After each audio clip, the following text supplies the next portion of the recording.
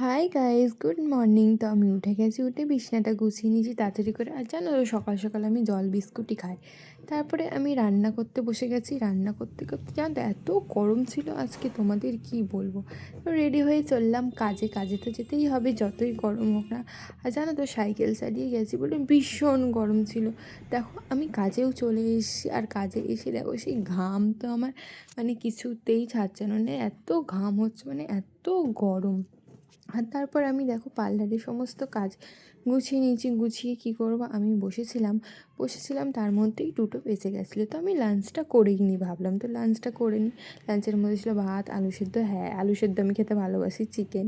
তারপর জানো তো, খেয়ে আমার আবারও খিদে পেয়ে গেছিলো, সেই কারণে আমি চলে গেছিলাম একটু ফলের দোকানে। আর দেখো দুপুরবেলা রাস্তা মানে পুরোটাই ফাঁকা, এই যেই ফলের দোকানটা দেখতে পাচ্ছ, ওখানে গেছিলাম। তারপর দেখছি কি সুন্দর সুন্দর রাখি বিক্রি হচ্ছে। দেখো, জানো তো সামনেই রক্ষাবন্ধন আসছে, তার কারণে। তারপর আমি চলে গেলাম মিষ্টির দোকানে। আর জানো তো, এই মিষ্টি খেতে আমি ভীষণ ভালোবাসি, এই কাঁচাগোল্লাগুলো খেতে। আমি প্রায় 1-2 দিন পর পরই খাই। হ্যাঁ জানি বেশি খাওয়া উচিত না, বাট আমার ভালোই লাগে। তারপর আমি কলা আর সন্দেশ নিয়ে চলে এলাম। তোমাদের সাথে দেখা হচ্ছে নেক্সট ভিডিওতে। টাটা।